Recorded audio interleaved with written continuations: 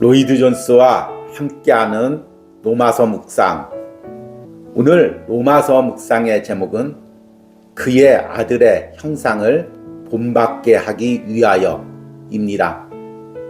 오늘의 로마서 말씀을 읽겠습니다. 로마서 8장 29절입니다. 하나님이 미리 아신 자들 또한 그 아들의 형상을 본받게 하기 위하여 미리 정하셨으니 이는 그로 많은 형제 중에서 맏아들이 되게 하려 하심이니라. 아멘.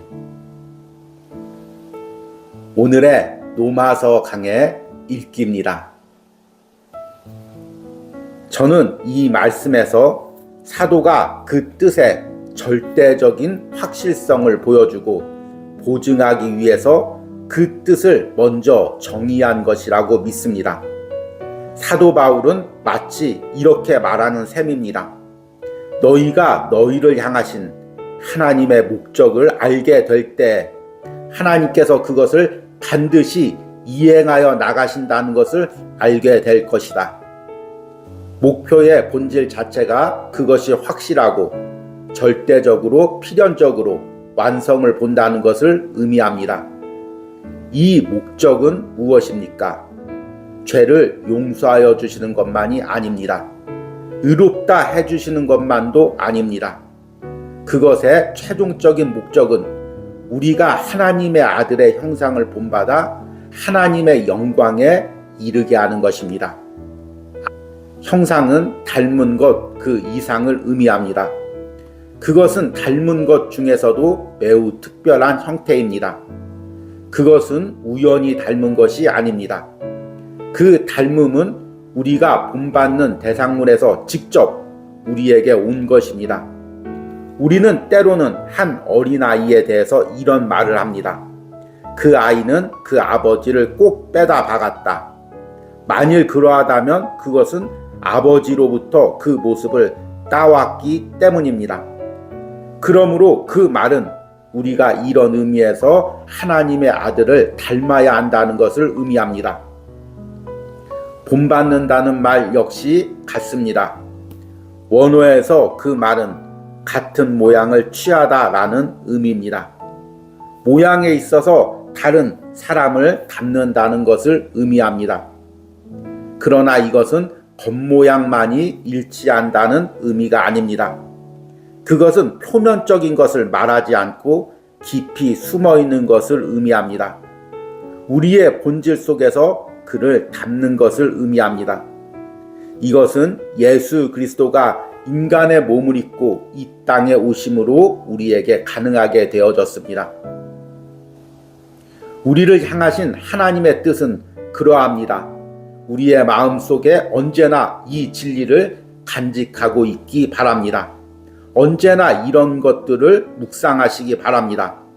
존 칼빈이 우리에게 말한 바와 같습니다. 하나님의 아들이 인자가 된 것은 죄 많은 사람들의 아들이 하나님의 아들들이 되게 하려는 것이었다. 그분이 그처럼 낮아지고 힘없는 어린아이로 내려오신 것은 여러분과 제가 궁극적으로 영화롭게 되고 몸 안에서 그의 형상을 본받게 할 수 있게 하기 위한 것이었습니다. 여러분 마음의 맨 위에 이것을 늘 간직하시기 바랍니다. 여러분이 주님의 형상을 본받아 온전히 주님을 보게 될 날이 이를 것입니다. 아멘.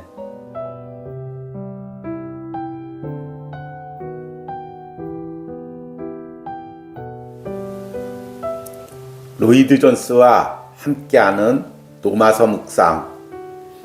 오늘 로마서 묵상의 제목은 그리스도께 영광을 돌리기 위하여입니다. 오늘의 로마서 말씀을 읽겠습니다. 로마서 8장 29절입니다. 하나님이 미리 아신 자들 또한 그 아들의 형상을 본받게 하기 위하여 미리 정하셨으니 이는 그로 많은 형제 중에서 맏아들이 되게 하려 하심이니라.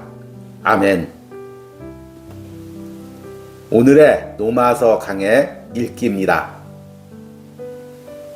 우리는 이제 하나님의 장엄한 목적의 두 번째 국면으로 나가겠습니다. 곧 하나님의 아들 예수 그리스도 자신을 언급하는 국면입니다. 그로 많은 형제들 중에서 맏아들이 되게 하려 하심이니라. 맏아들은 언제나 가장 탁월한 위치를 점하고 있습니다. 그러므로 사도 바울은 성자의 영광은 그가 많은 형제 중에서 맏아들이 되는 것이라고 말합니다. 우리가 그것을 우리의 차원에서만 생각해서는 안 되는 것입니다. 오히려 우리는 영원 전에 구원의 계획을 세우고 도입하는 데 있어서 하나님이 가지신 궁극적인 목적은 그의 아들을 영화롭게 하는 것임을 알아야 합니다. 구원의 주요한 목적이 하나님의 아들의 영광을 위한 것이며 그가 많은 형제들 중에 맏아들이 되는 것입니다. 그리스도는 하늘 영광을 버리고 이 땅에 오셨습니다. 그리고 하나님의 가르침을 주셨습니다. 십자가 위에서 장사 지낸 바 되었으며 다시 살아나셨습니다. 이 모든 것을 통해 당신의 자녀들이 예수 그리스도를 따라오게 하고 함께 영광 중으로 들어가고 궁극적으로 그리스도가 영광을 받게 되는 것입니다. 이것은 우리의 최종적인 구원에 대한 궁극적이고 최상의 보증입니다. 성자의 영광이 이것에 수반되어 있는 것입니다. 그와 그의 모든 형제들이 말하자면 우주에 나타나 보이게 될 때 그는 영광을 받게 될 것입니다. 그것이 구원의 궁극적인 목적이기 때문에 그것은 확실하고 안전하며 보장되는 일이라는 것입니다. 그것은 실패할 수가 없습니다. 그것은 잘못될 수가 없습니다. 하나님께서 그의 아들을 통해서 목적하신 모든 일은 반드시 이루어집니다. 그러므로 만일 여러분이 이 목적에 들어있다면 여러분의 궁극적인 영화는 보증이 되는 것입니다. 우리는 아들과 함께 영화롭게 될 것이며 그와 같이 될 것입니다. 그래서 그가 우리를 위해서 하신 모든 일, 우리의 구원을 위해서 행하신 모든 일은 그의 영예와 영광에 기여한 것입니다. 아멘.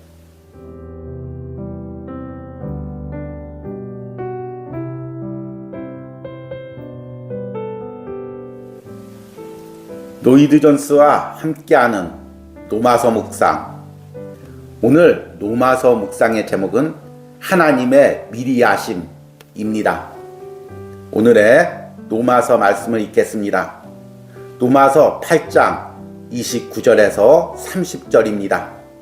하나님이 미리 아신 자들을 또한 그 아들의 형상을 본받게 하기 위하여 미리 정하셨으니 이는 그로 많은 형제 중에서 맏아들이 되게 하려 하심이니라. 또 미리 정하신 그들을 또한 부르시고 부르신 그들을 또한 의롭다 하시고 의롭다 하신 그들을 또한 영화롭게 하셨느니라. 아멘. 오늘의 노마서 강의 읽기입니다. 이 장엄하고 영원한 하나님의 목적이 상세하게 이루어지는 국면에서 5단계가 있습니다. 미리 아심, 미리 정하심, 부르심, 의롭다 하심, 영화롭게 하심.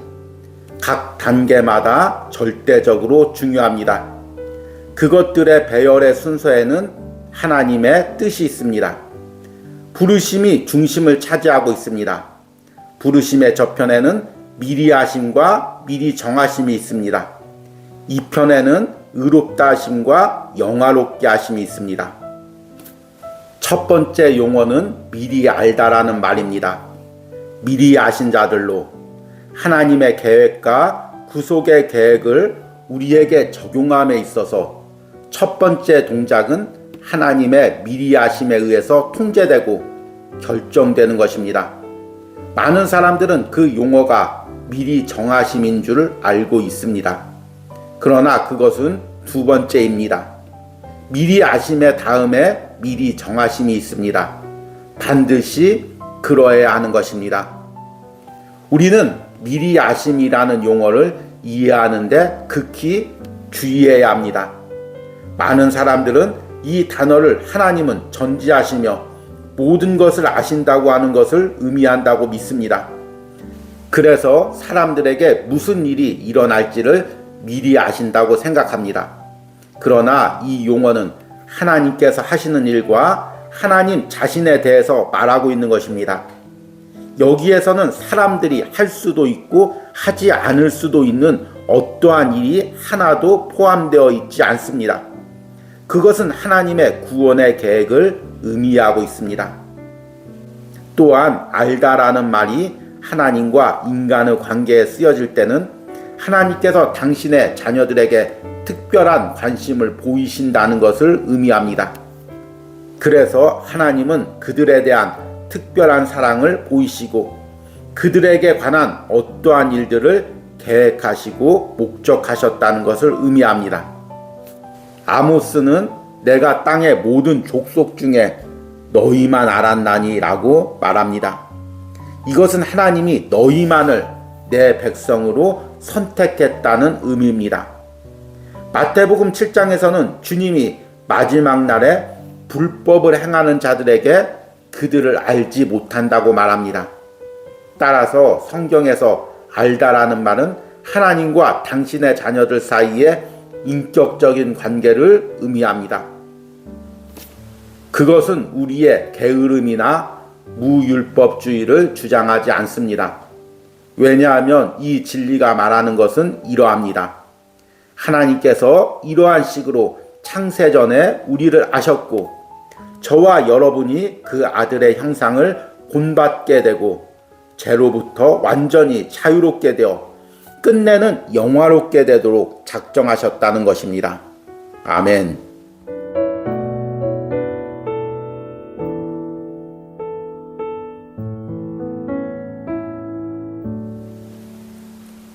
로이드 존스와 함께하는 로마서 묵상. 오늘 로마서 묵상의 제목은 하나님의 미리 정하심과 부르심입니다. 오늘의 로마서 말씀을 읽겠습니다. 로마서 8장 29절에서 30절입니다.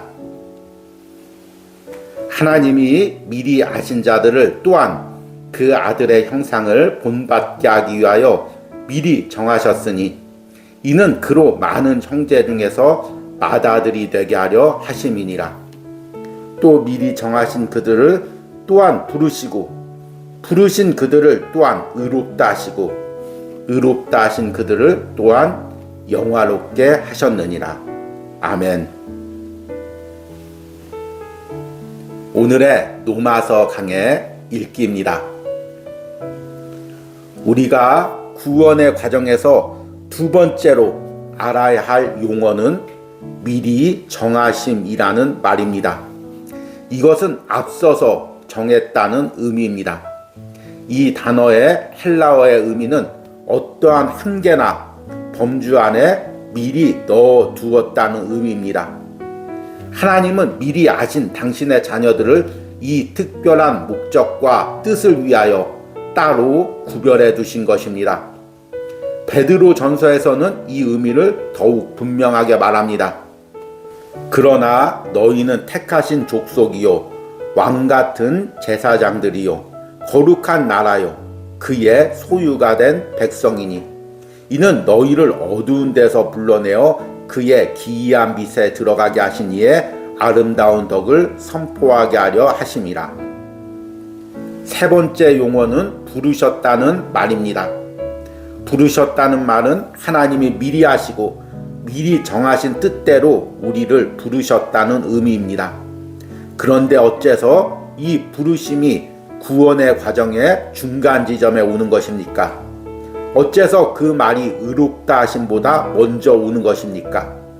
우리가 강조하여 왔듯이 이 모든 일들이 하나님의 마음속에 있다고 할지라도 창세전에 하나님의 마음속에서 일어났다고 하더라도 의롭다 하심을 입는 것은 시간 세계 속에서 작동이 되고 실제화되는 것입니다. 그 과정에서 하나님은 성령을 통해 우리 안에 믿음을 주십니다. 우리를 의롭다 하심을 얻게 하는 것은 우리의 믿는 것이 아닙니다. 우리는 우리가 믿기 때문에 구원을 받지 않습니다. 그렇지 않으면 그것은 우리의 행위가 될 것입니다. 믿음이라는 것은 하나님께서 우리를 의롭다고 선언하시는 데 있어서 사용하시는 도구에 불과한 것입니다. 너희는 그 은혜에 의하여 믿음으로 말미암아 구원을 받았으니 이것은 너희에게 난 것이 아니요 하나님의 선물이라. 이 부르심이 없었다면 아무도 믿을 사람이 없을 것입니다. 온 세상에서 그리스도인의 수는 적습니다. 모든 사람이 다 복음을 믿지 않습니다. 왜냐하면 우리는 나면서부터 육신적인 사람이며 하나님과 원수가 된 상태이기 때문입니다. 하나님께서 무한하신 사랑과 자비로서 우리를 살리시고 성령의 효과 있는 부르심으로써 우리를 각성시키는 일이 없다면 단 한 영혼도 구원을 받지 못할 것입니다. 성령께서 우리의 영혼에 역사하며 우리의 영혼 속에 새 생명의 씨를 넣어주셨습니다. 이런 결과로 우리는 진리를 보기 시작한 것입니다. 더 나아가 우리는 진리를 소원하게 되었고 우리가 전에는 미련하게 여겼던 것을 보배롭게 여기게 되는 놀라운 일이 발생했습니다. 우리가 전에는 부끄럽게 느끼던 것을 자랑스럽게 여기는 것입니다. 우리는 그것을 즐거워하고 바라게 되었습니다. 이것이 바로 성령께서 우리를 효력 있게 부르셨다는 의미입니다. 아멘.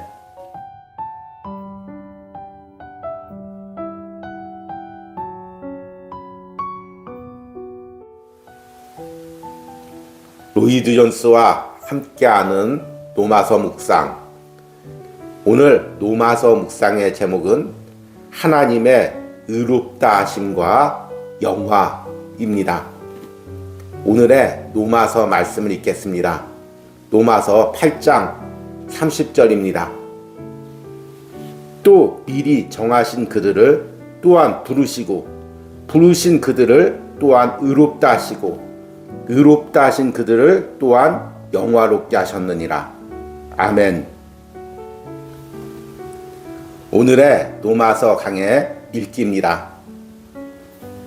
의롭다 하심, 즉 칭의는 우리가 하나님과 함께 사는 기초가 되는 것입니다. 칭의는 그 본질에 있어서 법적인 용어입니다. 그것은 법정에서 의롭다고 선포하는 것입니다. 그것은 또한 정죄받는 것의 반대입니다. 그리스도인은 정죄의 상태에서 벗어나서 칭의의 상태로 옮겨진 사람입니다. 그러므로 이제 그리스도 예수 안에 있는 자에게는 결코 정죄함이 없나니. 다른 말로 해서 우리는 하나님 앞에서 우리를 스스로 의롭다고 주장할 수 없습니다. 하나님이 우리를 의롭다 하십니다. 그리고 우리의 행한 일이나 공로를 떠나서 그 일을 하십니다. 더 나아가 칭의는 단순히 죄 용서함을 의미하는 것이 아닙니다. 그것은 죄 용서함을 받는 것보다 훨씬 이상입니다. 칭의는 그에 첨가하여 하나님께서 우리가 전적으로 죄책이 없다는 것을 선언하시는 것을 의미합니다. 하나님께서는 우리를 의롭다 하심으로써 우리들의 모든 죄와 죄책을 예수 그리스도에게 전가시키고 주 예수 그리스도의 것으로 계산하시어 그 안에서 그것들을 벌하셨다고 말하는 것입니다. 사도의 전체적인 의도는 하나님과 우리의 관계를 완전히 새롭게 하여 하나님 앞에서 우리의 입장과 지위를 변화시켜 놓는 것입니다. 심지어 우리가 죄를 지을 때도 칭의가 하나님의 선언에 기초한 것이므로 그 입장에서는 하등에 영향을 미칠 수가 없습니다. 나는 그리스도의 의로 옷 입었습니다. 그의 두루마기가 나의 모든 죄를 가리웠습니다. 과거의 죄뿐만 아니라 미래의 죄도 완전히 가리웠습니다. 무엇보다도 사도는 우리의 영화를 비롯한 모든 복락들이 우리 자신에게 달려있는 것이 아님을 강조합니다. 우리는 실수투성입니다. 우리는 죄에 빠지고 넘어지기 쉽습니다. 우리는 환난을 당할 때 불평을 늘어놓으며 원망하기 십상입니다. 그러나 그러한 것들이 하나님의 목적을 변화시킬 수가 없습니다. 하나님께서는 나의 실수나 연약함에도 불구하고 하나님의 위대한 목적을 이행시켜 나갑니다. 여러분은 자신이 살아온 것을 되돌아보면서 자주 이렇게 말하지 않습니까? 나는 그 일을 이해할 수 없었다. 그러나 나는 이제 그것을 안다. 그 일로 인해서 하나님께 감사한다. 여러분은 하나님이 무엇을 하고 계시는지 모를 때가 있었습니다. 그 후에야 여러분은 그것을 이해하게 되었습니다. 지금도 우리는 온전히 이해하지 못합니다. 그러나 그것들을 온전히 이해할 날들이 올 것입니다. 아멘. 우리 함께 기도하겠습니다. 또 미리 정하신 그들을 또한 부르시고 부르신 그들을 또한 의롭다 하시고 의롭다 하신 그들을 또한 영화롭게 하셨느니라. 주님, 한 주간 로마서 8장 29절과 30절 말씀을 통해 나를 향한 하나님의 놀라운 구원의 계획을 접하게 됩니다. 주님, 구원받을 수도 없고 하나님도 모르고 살았을 이 죄인에게 예수 그리스도의 보혈로 의롭다 칭해 주시고 그리스도 예수 안에서 성령의 인도대로 따라 살게 하시며 이제 영적인 눈을 열어 말씀을 통해 하나님의 놀라운 구원의 계획까지 접하게 해주시는 이 은혜를 나는 감당할 수가 없습니다. 주님, 나는 매 순간 하나님의 이 구원의 계획을 온전히 이해하지 못해 하나님을 원망합니다. 현실만을 바라보며 불평합니다. 그러나 나의 원망과 불평, 연약함에도 불구하고 하나님은 흔들림 없이 이 구원의 계획을 이루어 가시는 것을 오늘 말씀을 통해 깨닫습니다. 내가 남은 생에 이 하나님을 신뢰하며 살아가길 원합니다. 한 주간도 혼란한 세상 속에서 마음적으로 영적으로 고통받았을 많은 성도들 주님 오늘 말씀으로 위로하여 주시고 이 혼란이 하루빨리 끝나게 하시고 온전히 기쁨과 소망으로 주일 예배와 성탄절을 준비할 수 있는 은혜를 우리에게 주시옵소서. 예수님의 이름으로 기도했습니다. 아멘.